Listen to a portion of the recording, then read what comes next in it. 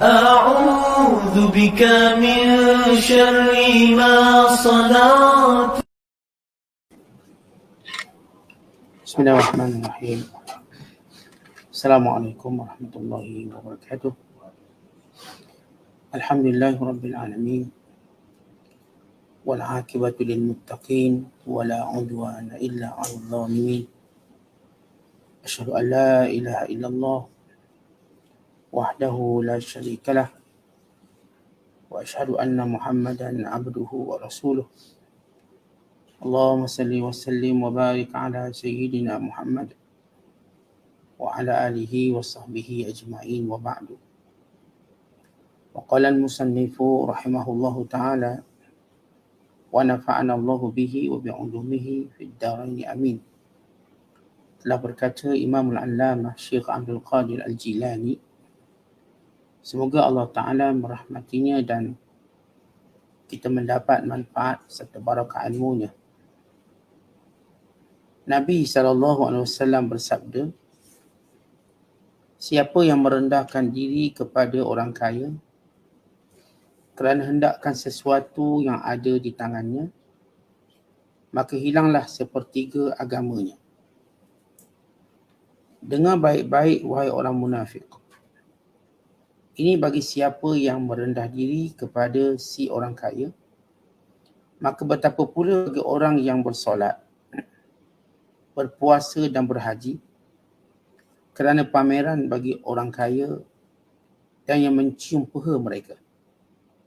Wahai musyrik kepada Allah Azza wa Jalla, kamu tiada bukti yang membolehkan semua ini daripada Allah dan dari selainnya.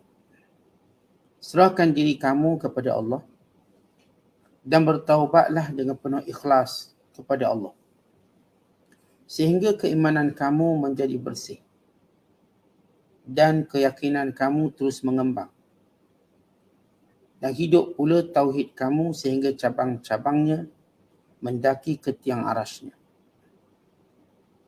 Wahai gulam, jika imanmu subur dan pohonnya berdiri, nescaya Allah Ta'ala akan mencukupkan dari dirimu sendiri dan daripada semua manusia. Dia akan mengayakanmu dari berusaha dan bekerja. Allah akan mengenyangkan jiwamu, hatimu dan batinmu. Dia akan membawamu ke pintunya, mengayakanmu dari kefakiranmu dengan mengingatinya, mendekatkan diri serta bermesra dengannya. Jangan kau pedulikan orang yang memakan dari dunia dan yang bekerja dengan dunia.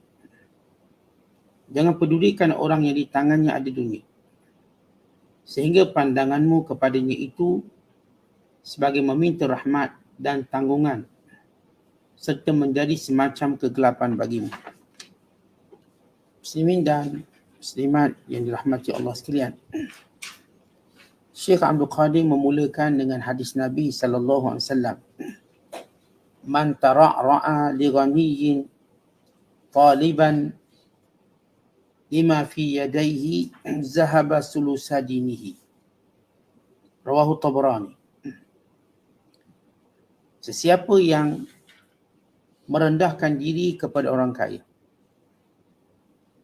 kerana hendakkan sesuatu di tangannya, maka hilanglah sepertiga agamanya.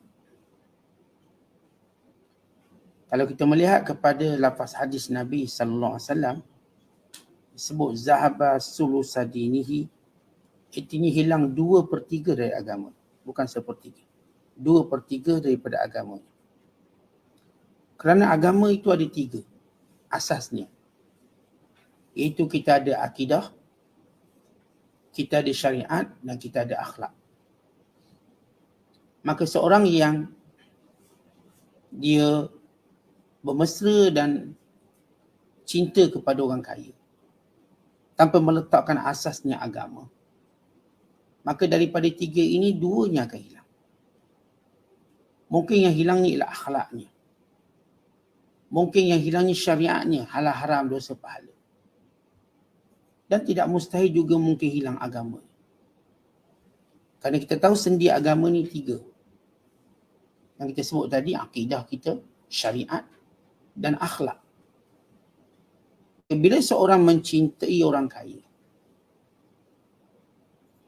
dan juga menyayangi mereka serta mengikut cara mereka kerana berharapkan apa yang berada di tangan mereka daripada segala harta benda dan kekayaan, maka boleh rosak agama.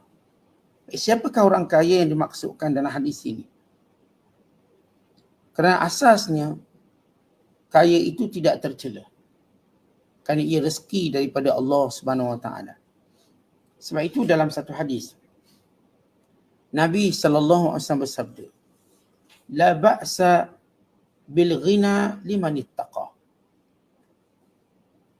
was-sihhah liman ittaqa khairun minal ghina wa tibun nafs minan na'im. Dalam hadis yang dikeluarkan oleh Imam Ahmad, satu hari Nabi sallallahu alaihi wasallam menemui para sahabat dalam keadaan ceria dan kesan wuduk pada wajah baginda SAW. Lalu sahabat kata, ya Rasulullah, cerianya hari ini, kamu nampak ceria, nampak gembira, nampak berlainan. Lalu kata baginda SAW, wahai para sahabatku, Nabi berceramah, memberi tazkirah. Antara isi kandungan tazkirah Nabi SAW, Nabi kata, tidak salah kaya. Liman ittaqa, kalau seorang itu bertakwa kepada Allah.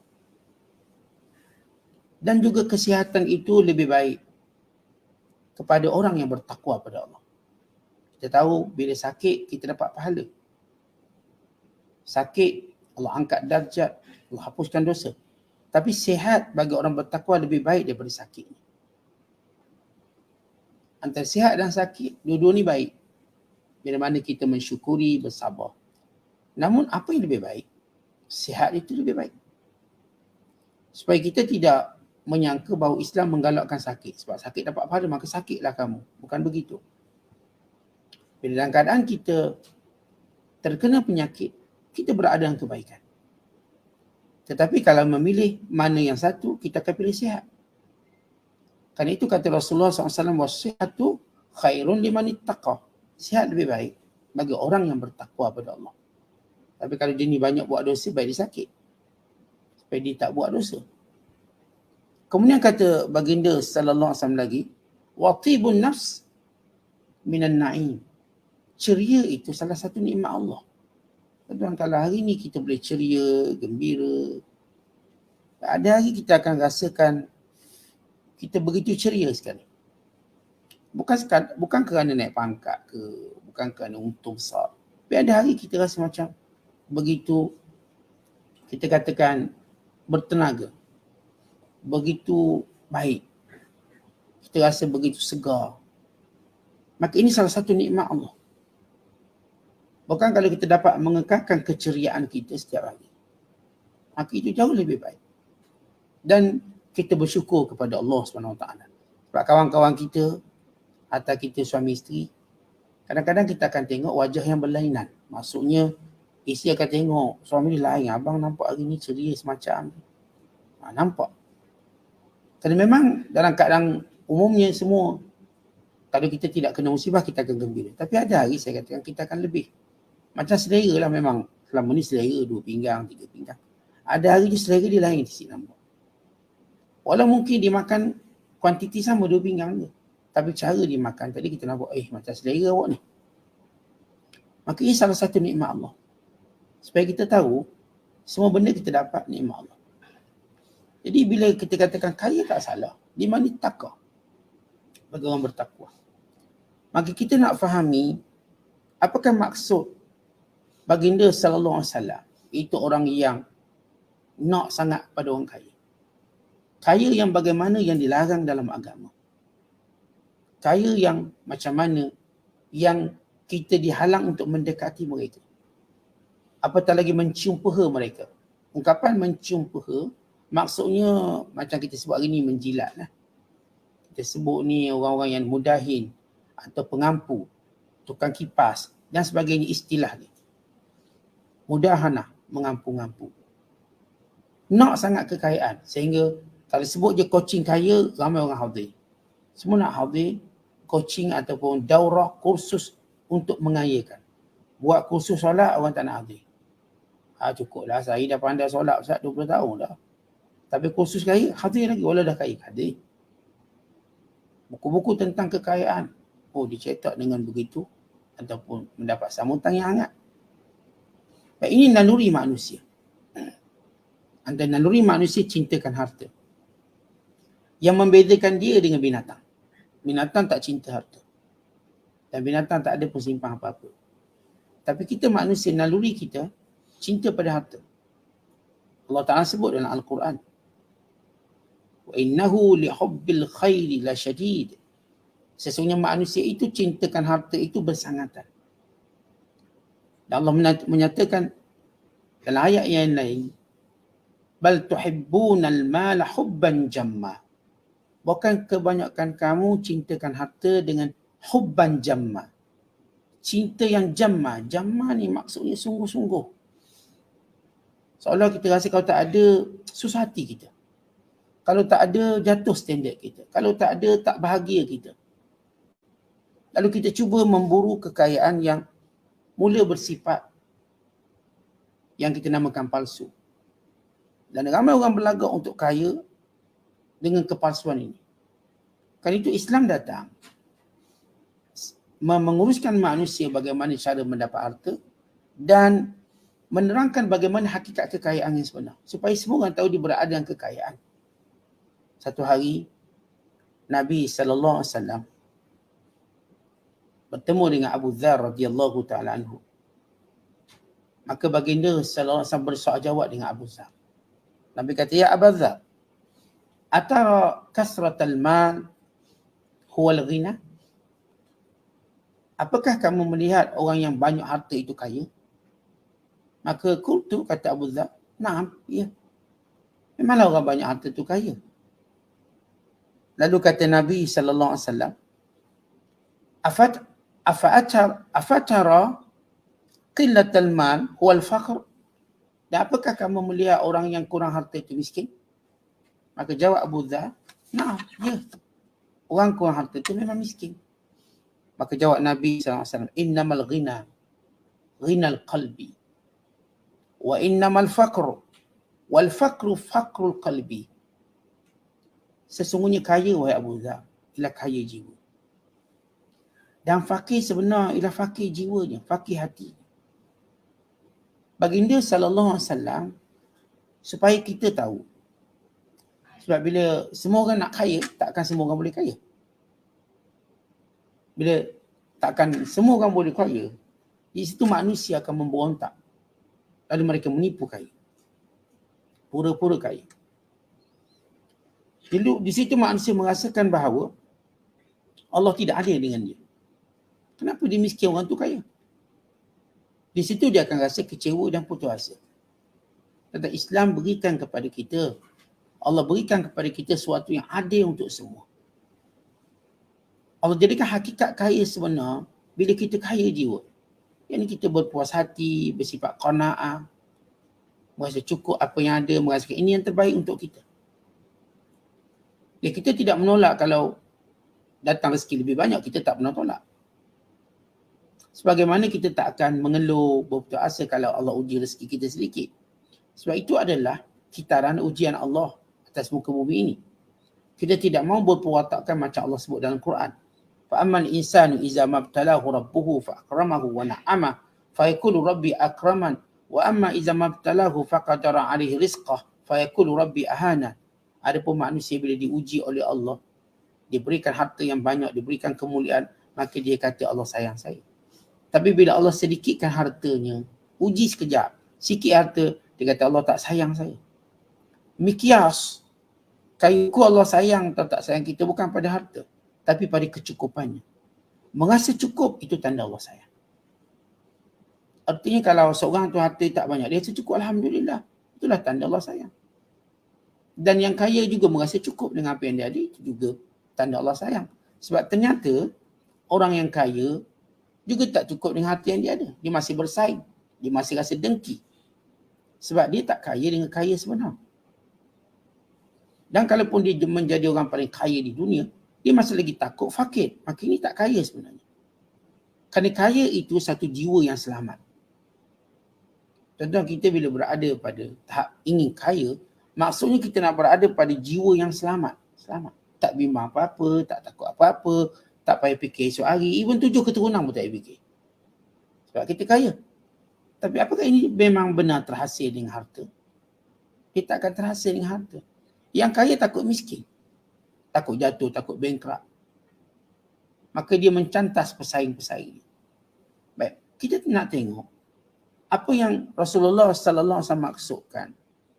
Bahawa 2/3 agama akan hilang. Sulusa dini. 2/3. Akan hilang agama kamu.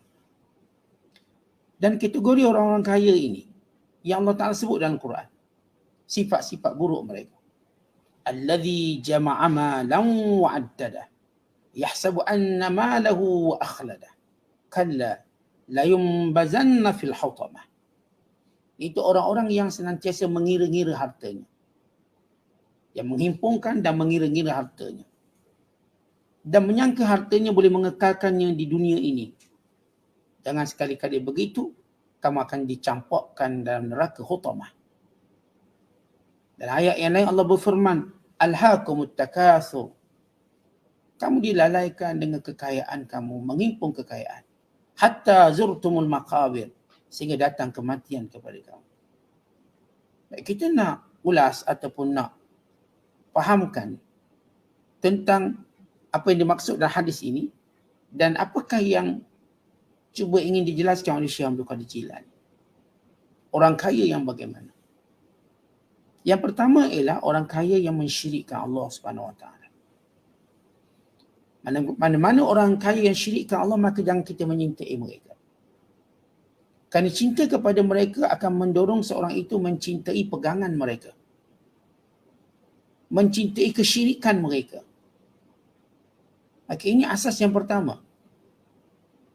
Bila orang-orang kafir yang memburu kekayaan, yang mencipta dan mencetak kekayaan, menunjukkan karakter mereka bahawa kami tidak perlukan Tuhan. Yang kita perlukan usaha. Yang kita perlukan sekian-sekian. Maka jiwa syirik yang mengumpulkan harta ini boleh merosakkan agama kita. Ketika mana Qarun kaya, ternyata Qarun itu melawan Musa, bukan melawan Allah Ta'ala. Maka sebahagian cenderung menyatakan, ya lahu min dhu hadzin azim. Hebatnya dia, untungnya dia. Lalu ulama' Bani Israel kata, celaka kamu. Ketaatan kamu kepada Allah lebih baik pada dia. Sampai menyebut innallaha la yuhibbul farihin. Allah tak suka kamu bergembira dengan cara itu. Allah tak suka kelompok-kelompok yang bergembira dengan hartanya, yang membawa kepada kesyirikan pada Allah. Baik, ini Qarun. Dia syirikkan Allah, melawan Musa, mendampingi Fir'aun dan bersama-sama menindas, menyetujui segala qarar undang-undang. Sampai peringkat dia cuba memfitnah dan melawan Nabi Musa. Kita baca dalam kitab tafsir bagaimana Qarun cuba menggunakan wanita bagi mengaibkan Nabi Musa. Dan bagaimana dia melawan Nabi Musa bila Musa meminta dia mengeluarkan zakat. Keluarkan zakat. Kerana asal Qarun ini ialah kaum Nabi Musa, Bani Israel. Bukan di antara orang yang memahami Taurat. Orang yang katakan faham hukum hakamnya. Di antara orang yang mengikuti ajaran Nabi Musa alaihissalam. Tahu. Namun keinginannya pada harta yang kuat. Akhirnya menyebabkan dia berada pada lembah lain. Bukan lagi lembah akidah, tapi lembah kesyirikan. Bersama Fir'aun yang mengaku Tuhan. Dan Allah Ta'ala menyatakan, فَخَسَفْنَا بِهِ وَبِدَارِهِ. Maka kami tenggelamkan dia, kami tenggelamkan rumahnya sekali. Allah menyebut perkataan rumahnya sekali. Kerana rumah itu lambang kepada orang kaya. Orang kaya dia mesti tunjuk apa lambang dia kaya. Tuan-tuan carilah mana orang kaya, lambang utama dia akan tunjuk ialah rumahnya. Kalau kita kata nak ke mana, rumah orang kaya. Mereka ada satu kawasan perumahan ni, rumah semua orang kaya. Ini kawasan ni, ini kawasan ni. Maka Allah Ta'ala bukan sekadar menenggelamkan Qarun, ditenggelamkan rumahnya sekali. Pasti ada rahsia kenapa ditenggelamkan rumah. Kenapa tak ditenggelamkan gudang dia, tapi rumahnya yang disebut oleh Allah dalam Quran. Allah menyebut dengan rumah-rumahnya sekali tenggelam. Kerana di tempat di mana orang kaya mencipta nama dan diperkenalkan dengan rumah agam, istana yang besar. Maka Allah nak kata, nak tunjuk, bukan sekadar Allah musnahkan Qarun itu, bukan imej kekayaannya juga habis. Imej kekayaan pun habis. Rumahnya yang besar, tenggelam, sehingga tak ada apa, data kosong. Nak dikatakan dulu ada orang kaya di sini, rumahnya tidak wujud. Ia seperti menjadi padang pasir. Maka yang pertama orang kaya yang kita tidak boleh mendampinginya ialah orang kaya yang syirik kepada Allah Subhanahu Wa Taala, yang berbangga dengan kesyirikannya. Yang bangga dengan kesyirikannya. Maka itu kita kena jauhi. Kalau kita perlu mendekati mereka sebab kita ada usaha sama, maka hati-hati. Bila saya tengok ada setengah mereka menganggap kalau kita hidup cara, kita buat cara orang kafir, maka kita boleh kaya. Sebab tengok ramai orang kaya tu kafir, maka dia pun nak buat macam orang kafir. Yang paling teruk mereka mengikut cara akidah mereka. Pernah diceritakan pada saya bila ada seorang tu, dia kata macam mana nak berniaga maju. Dia tengok ni orang kafir ni, dia nyalakan colok pagi-pagi menyembah. Dia pun buat juga. Dia cari colok tu, dia menyembah. Kononnya dengan cara itu kedai jadi orang. Dan lihat bagaimana dengan mudah dia tergelincir. Maka ini jenis yang pertama. Dan jenis kedua ialah orang kaya yang sombong dengan kekayaannya. Sama ada waktu dicari, waktu didapat, sombong. Dalam hadis, kata Nabi SAW, wa in kana kharaja yas'a riya'an wa mufakharatan fahuwa fi sabili syaitan. Orang-orang yang mencari kekayaan dengan riak dan sombong, dia berada pada jalan syaitan. Jadi orang yang sombong dengan kekayaan. Dan kaya tadi dia sombong, maka akhirnya akhlak kita hilang. Kalau tuan-tuan kawan dengan dia, akhlak tuan-tuan hilang. Akhlak apa? Rendah diri. Kalau kita berbangga dengan kaya kita rasa bahawa dengan kaya kita boleh menghina orang, boleh mengulikan orang lain, maka tak ada sikap menghormati, bukan kita mendiskriminasikan. Maka kalau kita berkawan, kita pun terikut sifat tu. Banyak kalau tuan-tuan tengok yang dia buat cerita pendek ke, yang buat filem, mesti tunjuk orang kaya yang sombong. Ya, orang kaya yang tawaduk ramai. Yang kita sebut ini, apa yang Syekh Abdul Qadir nak beritahu pada kita, kalangan orang kaya yang disebut oleh Rasulullah hilang agama kita ni. Kalau tuan-tuan berkawan dengan dia, ikut dia, siapa yang sombong tadi? Kalau dia menghina semua orang, bagi dia tidak ada orang mulia melainkan dia. Maka ini membahayakan kita, membahayakan agama kita, membahayakan akhlak kita, yang menjadikan kita terjebak dengan kemaksiatan yang sama yang dilakukan. Dan dihina orang tu, kita pun tumpang sekaki. Maka hati-hati orang kaya yang berpuas takkan sombong. Dan yang ketiga, ialah orang kaya yang zalim, yang suka menganiaya orang. Orang kaya yang zalim menganiaya orang, mengambil hak orang lain, menindas orang lain, merampas hak-hak orang miskin dan sebagainya. Allah Ta'ala sebut dalam Quran, وَلَا تَرْكَنُوا إِلَى الَّذِينَ ظَلَمُوا وَلَا تَرْكَنُوا إِلَى الَّذِينَ ظَلَمُوا فَتَمَسَّكُمُ النَّارُ. Jangan kamu cenderung pada orang zalim, kamu turut disentuh oleh api neraka. Az-zulmu dhulumatun yawmal qiyamah. Zalim ialah musibah besar di hari akhirat kelak. Bila kita tengok ada setengah orang kaya menggunakan pelbagai cara untuk mengambil hak orang lain, menzalimi hak orang lain dengan pelbagai cara. Walau dia dah kaya, patut tak payahlah tipu orang kampung. Tetap buat bentuk pelaburan kaya, pelaburan itu, pelaburan untuk mengambil hak orang lain. Orang percaya sebab orang tengok kereta dia besar, orang tengok dia pun ada wisma, ada bangunan, jom melabur. Tahu kena tipu, scammer dia. Ini zalim, jangan kita terlibat. Dan yang keempat, ialah orang kaya yang tidak peduli dalam sumber pendapatannya halal ataupun haram. Tak pernah peduli halal ke haram, dia kira kaya je. Ilmu kekayaannya tidak mengikut syariat halal dan haram. Kita dalam Islam nak cari harta, carilah. Tapi kita ada asas halal dan haram. Sehingga Nabi SAW menyebut, ya'ti 'alan nasi zamanun la yubalil mar'u mimma akhadh aminal halal amil haram. Atau kama qala sallallahu alaihi wasallam. Akan datang satu zaman manusia tidak lagi mempedulikan harta yang mereka ambil halal atau haram. Ambil je.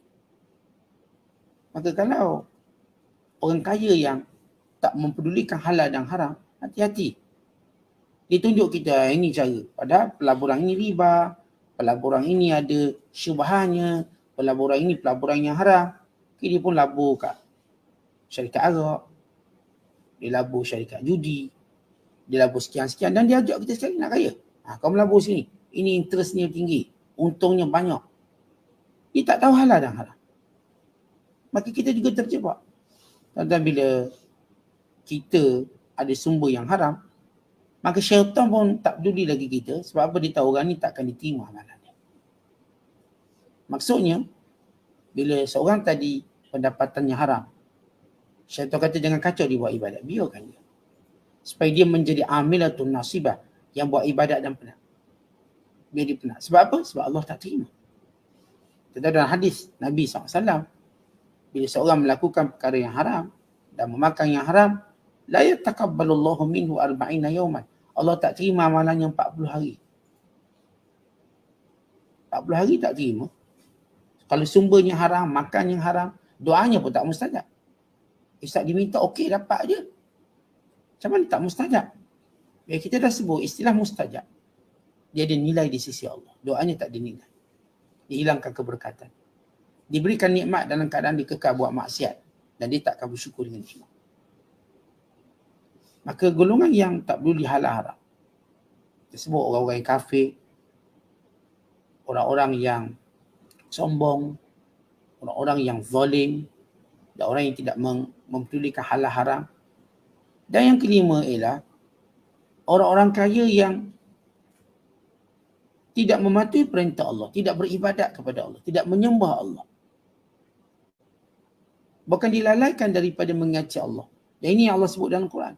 Ya ayyuhallazina amanu la tulhikum amwalukum wala auladukum an dzikrillah.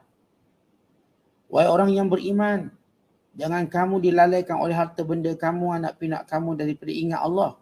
Maksud ingat Allah di sini ialah solat. Daripada solat. Siapa tak nak solat dia? Oh, sibuk sangat tak nak solat. Kita tuan-tuan, bila orang tu tak solat, kita dah tahu apa nilai harta dalam diri dia.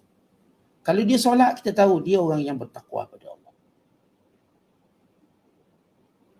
Bila Allah Ta'ala memuji mereka yang kaya yang baik. Rijalul la tulhihim tijaratun wala bai'un an dzikrillah wa iqamis salah wa ita'iz zakah. Mereka lah peniaga-peniaga, mereka lah orang-orang kaya yang sebenar yang tidak dilalaikan oleh perdagangan dan jual beli mereka daripada ingat Allah dan zikir pada Allah dan mendirikan solat dan mengeluarkan zakat. Kita kalau jumpa orang kaya, jaga solat. Kita jumpa orang kaya, kuat zikir. Kita jumpa orang kaya, keluarkan zakat. Maka ini orang kaya kita nak dampingi. Sebab dia ada benda yang dia akan ajar kita, manfaat yang baik dia beri pada kita. Tapi kalau orang kaya yang kita sebut dia tak solat, habis. Dan seterusnya ialah orang kaya yang tak boleh kita dampingi mereka kerana hilang agama, ialah orang yang menyandarkan segala kekayaannya kepada dirinya dan usahanya, bukan kepada Allah. Oh, ini sebab saya lah, saya bijak. Saya memang lulusan US bahagian bisnes, kemudian pergi kat UK pula, sambung. Jadi saya tahu strategi bla bla bla bla. Mana Allah? Okay, Allah tak ada kena-mengena dalam skrip ni. Saya semua. Dan ini ungkapan yang kita selalu sebut. Tidak menisbahkan nikmat pada Allah membawa kepada kehilangan nikmat. Kerana syukur, asas syukur pertama ialah sandarkan nikmat itu pada Allah. Waktu kita berkata Alhamdulillah, jadi kita sandar pada Allah dulu.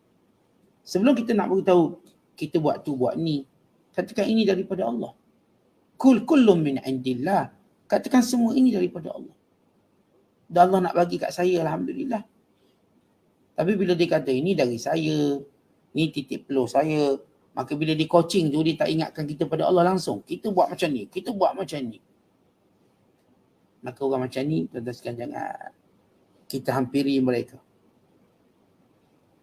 Dan seterusnya orang kaya yang bahaya ialah orang kaya yang sentiasa bersumpah palsu dan menipu. Yang sumpah palsu, yang menipu, yang bercakap bohong dan membina kekayaan, hati-hati.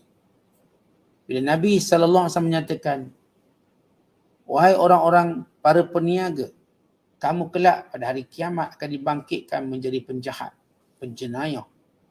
Lalu kata sahabat, ya Rasulullah, bukankah Allah menghalalkan jual beli, kenapa pula kita nak bangkit jadi penjahat pula sana? Salah ke kita berniaga? Kata Nabi SAW, tak salah. Betul lah.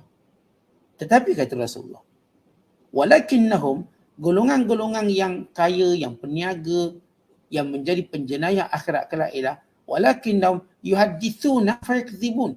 Bila cakap mesti bohong. Wa yahlifuna fayathamun. Bila bersumpah mesti palsu.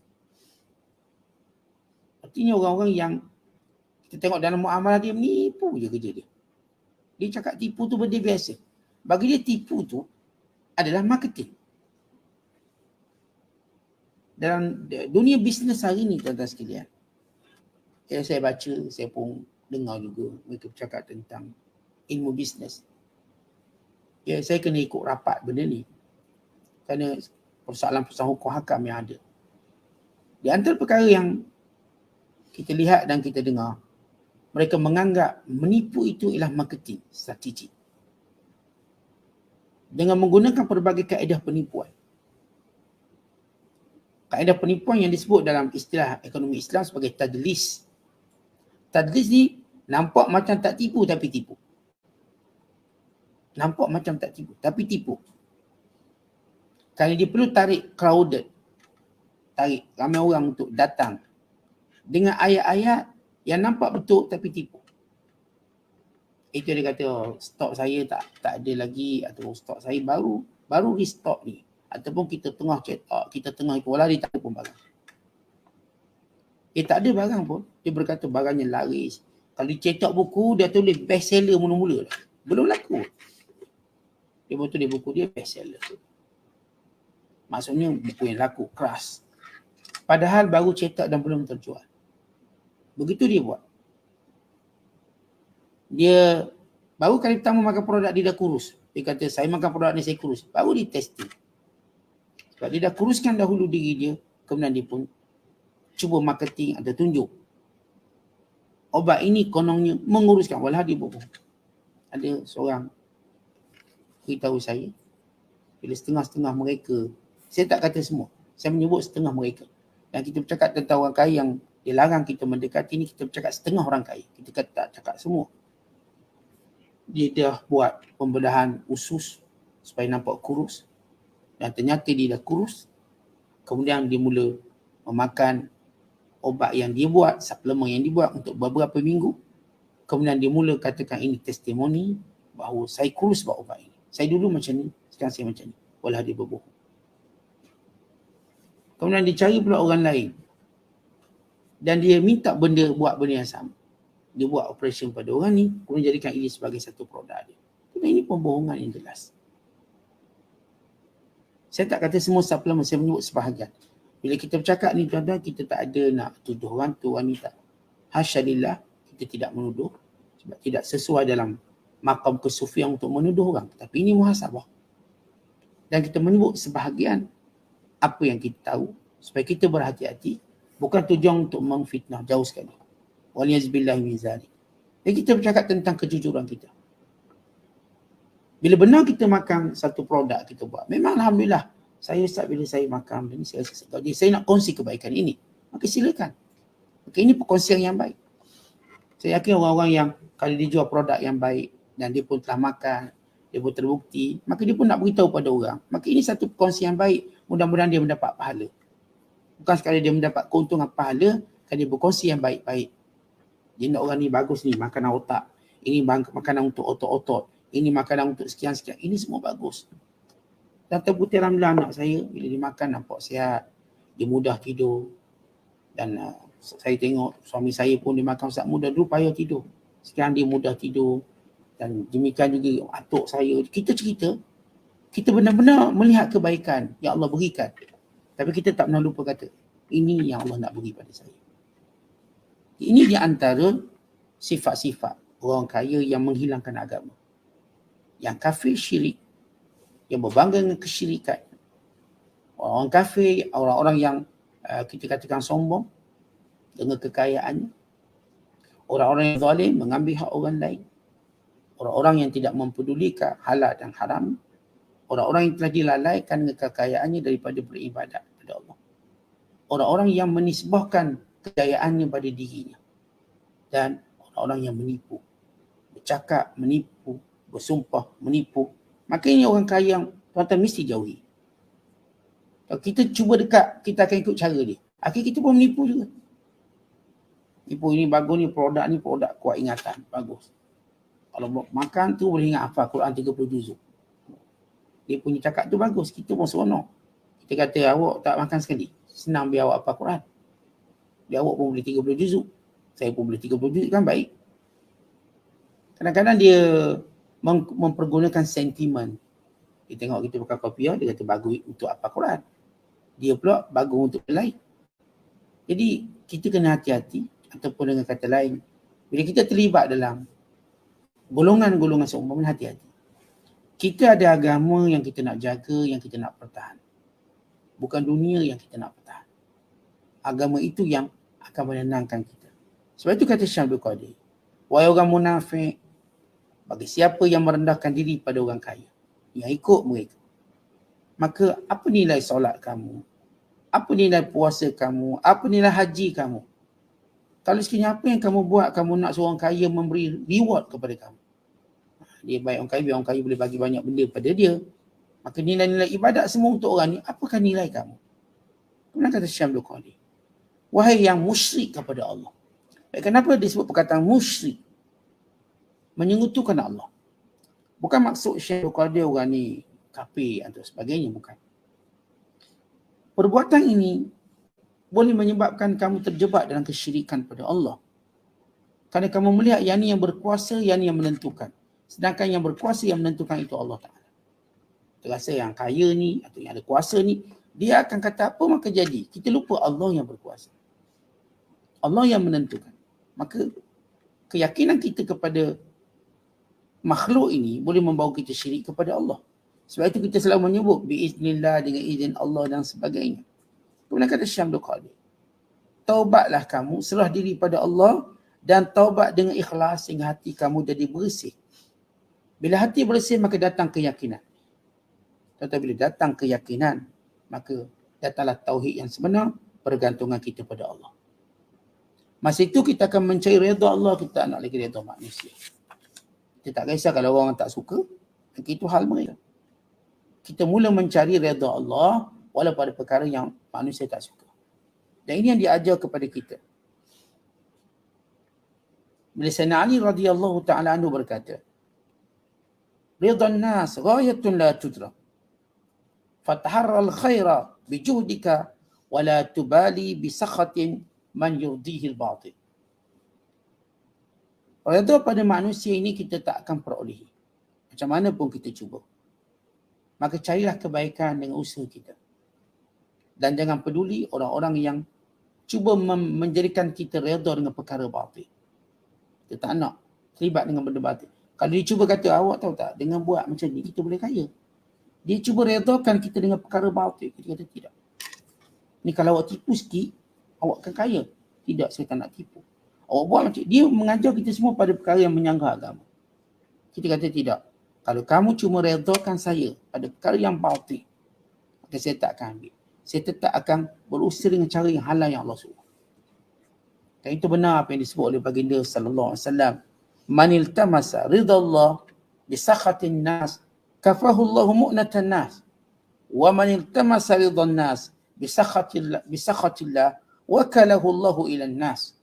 Hadis yang diriwayatkan oleh Imam Tirmizi, Nabi sallallahu alaihi wasallam menyatakan, siapa yang mencari redha Allah walau dibenci oleh manusia, Allah akan cukupkan keperluannya daripada manusia. Walaupun manusia tak nak tolong, Allah cukupkan. Dan siapa yang mencari redha manusia dengan kemurkaan Allah, maka Allah biarkan dia dengan manusia. Tengoklah manusia boleh buat apa. Dibiarkan. Maksudnya Allah Ta'ala tidak peduli kita dengan rahmat, kasih sayang dan hidayahnya. Wahai gulam, jika imanmu subur dan pohongnya berdiri, nescaya Allah mencukupkanmu dari dirimu sendiri dan daripada semua manusia. Jadi kalau kita kadang-kadang, kalau saya tak bergantung orang tu, tak ikut orang ni, susahlah saya. Maka kita katakan, taubat dulu, bersih hati. Biar datang yakin, biar datang tauhid sendiri, tauhid yang benar. Bila tauhid itu benar, maka akan subur iman kamu. Ketika itu kamu akan lihat bagaimana Allah mencukupkan dirimu. Kamu tidak perlukan manusia. Allah jadikan kamu bersendirian itu jauh lebih baik daripada bersama manusia. Kamu lebih tenang bersendirian, lebih gembira bersendirian. Dan Allah Ta'ala akan kayakan kamu dari berusaha dan bekerja. Artinya sampai peringkat, kalau kamu tak usaha, tak kerja pun Allah cukupkan kamu. Mungkin dengan kata lain, kadang-kala, tuan-tuan sekalian, dan ini selalu ditanya kepada para ulama. Seorang yang terjebak dengan perusahaan haram, bekerja dengan haram sedangkan dia perlu menafkahi isteri, anak-anak, apakah boleh atau tidak?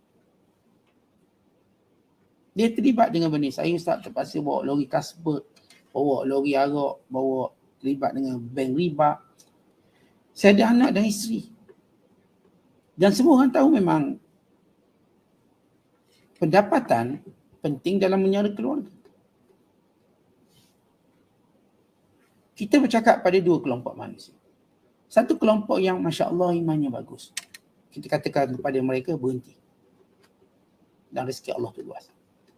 Satu kelompok yang imannya tak kuat. Apa yang kita katakan pada mereka sebagaimana difatwakan oleh sebahagian ulama. Baik. Sambil kamu bekerja, carilah rezeki yang halal. Maksudnya, sekarang kamu pergi jengok-jengok, tengok-tengok, cek-cek mana ada pekerjaan-pekerjaan yang halal untuk kamu tinggalkan yang ini. Baik, sementara itu ambil ia sebagai darurat. Tapi kamu tak boleh redha ia selamanya untuk kamu. Ada orang tanya, pengguru kita orang sampai tak salat Jumaat kerja. Syarikat tu dia bagi syarat nak kerja dengan dia, Jumaat kena gilir. Awak tak boleh setiap Jumaat. Awak boleh sebulan 2 kali je Jumaat. Sebab dia bagi sistem penggiliran. Atau setengah syarikat kata tak boleh salat Jumaat. Maka saya lihat fatwa tentang masalah ini. Bila seorang terpaksa bekerja dengan meninggalkan Jumaat. Di situ saya sebut ada 2 fatwa tadi. Bagi orang yang lemah iman. Dia lemah iman tuan-tuan sekalian. Dia yang kata cerita buat salat Jumaat, Zuhur pun tak semayang. Oh, asal. Tapi Jumaat tu dia cerita nak tunjuk dia bagus sikit. Maka kita katakan, awak mesti cari rezeki yang baik. Cuba cari syarikat lain, kilang lain dan lain supaya awak dibenarkan solat Jumaat. Tapi golongan yang kita tahu kuat akidah, awak kena berhenti, tak boleh. Takkanlah awak nak cari nikmat dunia sekejap dengan menggadaikan akhirat. Tak takutkah awak tengah awak kerja awak mati? Pada hari Jumaat ketika orang sedang solat, awak mati di tempat awak kerja. Awak tak takut? Orang yang kuat iman, tuan-tuan, itulah fatwa dia. Apakah fatwa ni hukum Allah berubah-ubah? Dia tak berubah. Kerana fatwa ini akan melihat juga kuat ataupun lemah agama seseorang. Sebab fatwa ini umpama obat. Seorang doktor bila melihat pesakit, maka dia kata pesakit awak tak payah ubat. Awak just lihat. Sebab apa? Kau bagi ubat pun awak tak makan ni. Ada orang ni memang rajin ke hospital, obat tak rajin makan. Doktor pun tahu, doktor tanya, habis ubat semalam dah habis? Tak makanlah doktor, tahu-tahu baik. Tapi kena jumpa doktor juga baru baik. Doktor ni kata, awak culah makan ubat. Okey, tak payah makan ubat, awak rehat je. Oh, jangan makan benda ni, benda-benda yang bahaya. Atau setengahnya datang, dia kata, doktor, saya tak boleh makan jenis kapsul tak boleh. Saya jenis cair-cair boleh, sirap-sirap boleh. Dia bagi ubat cair. Jadi umur 30 tapi kalau demam tak boleh makan Panadol. Dia nak makan yang jenis sirap ni. Maksudnya jenis cecair. Okey, beri ubat ni. Doktor tadi bila umpama doktor seperti ulama dalam memberi fatwa. Ada yang penyakit kena bagi dos banyak ni dan sebagainya. Dia bukan mengubah hukum Allah. Inilah yang berkait dengan ijtihad. Jadi ada orang saya katakan dia bekerja dalam perusahaan yang kurang baik dan agamanya kuat, bagus. Maka kita kata awak mesti berhenti. Jangan sampai terrosak-rosak agama. Dengan orang yang saya katakan agama dia masalah pun ada masalah. Tapi dia tetap melihat dia perlu keluar daripada sistem yang tak baik. Saya kata lebih baik awak tinggalkan. Dan sebahagian pekerjaan itu ada syubhah. Orang kerja kat 7-Eleven. Ada jual arak. Dia memang kalau kita lihat secara fatwa fiqh, sebahagian mereka kata, dia jadi cashier, juruwang. Kebanyakan produk yang datang depan tu halal. Sesekali datang orang beli arak. Sesekali. Maka di situ ada syubhahnya. Dan kadang-kadang orang kerja 7-Eleven ni tuan-tuan, mungkin 2 orang je datang stok arak. Maka dia susun. Lalu kita tengok yang bertudung, anak-anak kita, Islam, Muslim, yang menyusun arak. Sedangkan Nabi melaknat pembawa arak. Maka syubhah ada. Tapi mungkin disusun tu restoknya 2 bulan sekali dan sebagainya. Maka di situ ada syubhah. Maka kita akan melihat kekuatan dan lemah agama. Kalau dia orang kuat agama, kita kata tinggalkan. Kalau kamu kata dia buat dengan benda yang haram. Tapi kalau seorang tadi agamanya lemah, just suang-suang kuku, kita cari pekerjaan yang lain. Kamu terlibat dengan benda yang tak baik. Dia kerja dekat mall besar-besar. Pun sama ada orang beli arak, dia kena bayar. Dia kalau pergi Maidin tak ada lah, Alhamdulillah. Jadi sebab tu saya suka ke Maidin. Pergi ke mall Muslim, maka tak ada benda tu. Tapi kalau pergi yang mall bukan Islam, orang kafir, pergi Sogo ke, pergi sekian-sekian, araknya ada. Anak-anak kita kerja cashier. Padahal mereka boleh selesaikan tu benda tu dengan mudah. Patut yang beli arak dia dah ada cashier sana, selesai. Orang halal dia dah ada cashier dia, okay, situ. Dia setengah tempat dia buat, saya tengok. Tapi banyak tempat yang tak buat. Maka di situ bila ada orang Islam bekerja, kita, ini syubhat ini boleh membahayakan agama kamu. Cubalah intai-intai kerja lain yang lebih baik. Artinya ada mohlah di situ. Tapi orang yang saya katakan kuat agama, awak kena berhenti. Awak kena berhenti. Keyakinan kamu pada Allah akan mencukupkan segala keperluan kamu. Kemudian kata Syekh Abdul Qadir, Allah akan mengenyangkan jiwamu, hatimu dan batinmu. Dia akan bawa ke pintunya, mengayakan kamu dari kefakiranmu dengan mengingatinya, mendekatkan diri serta bermesra dengannya. Tuan-tuan, saya katakan fakir tadi, bila kita fikir masa depan akan datang, 7 keturunan. Orang ni walaupun hartanya melimpah, dia tetap rasa miskin. Macam mana anak saya, cucu saya, cicit saya. Allah menjadikan kita dikayakan tanpa kita perlu berfikir jauh. Kita kadang-kadang makan sekarang, lu ingat esok nak makan apa. Sampai kita tidak dapat menikmati makanan hari ni sebab fikir esok nak makan apa. Tapi orang ni, Allah jadikan dia sibuk ingat Allah. Dia tak fikir pun esok lusa. Ada hari ni ada, makan. Esok jangan fikir lagi. Kita pun tak tahu esok macam mana. Anak-anak macam mana? Tak payah fikir, jalan macam biasa.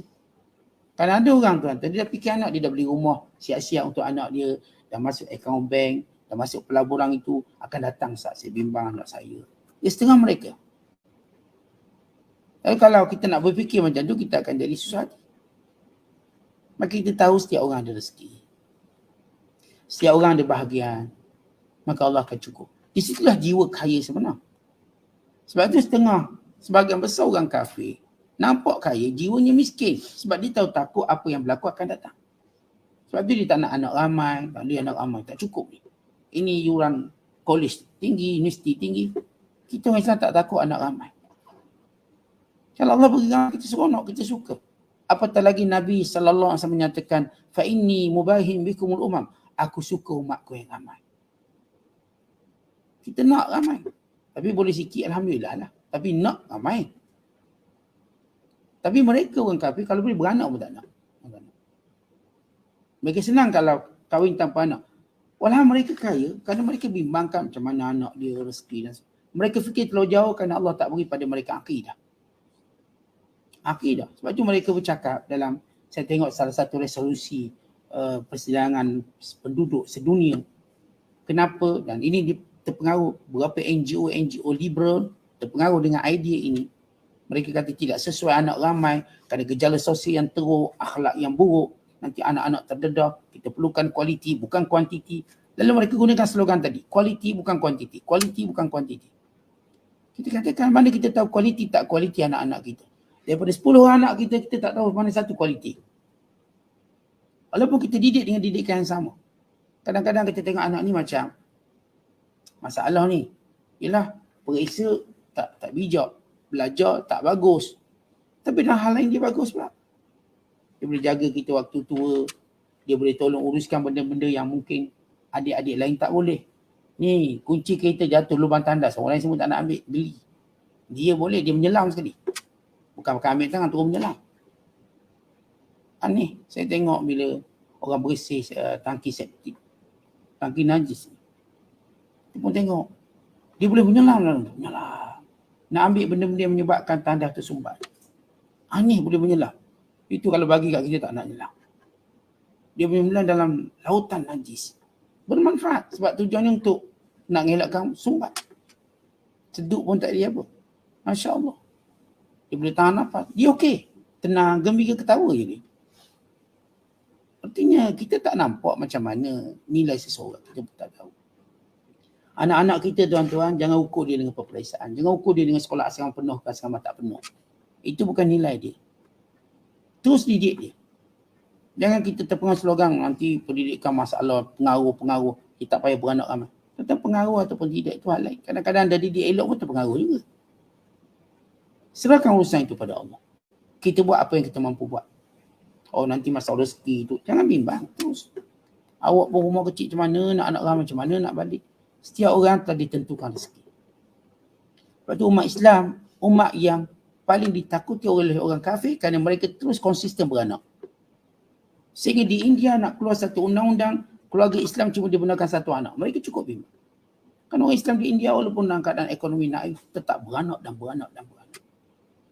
Sehingga dikatakan kalau sampai 2050, kerajaan Hindu di India tidak membasmi benda ni, maka orang Islam boleh menjadi jumlah yang hampir seperti orang-orang Hindu di India. Kalau sampai 2050. Satu catatan yang di Rusia mengatakan umat Islam akan menjadi majoriti di Rusia satu hari nanti.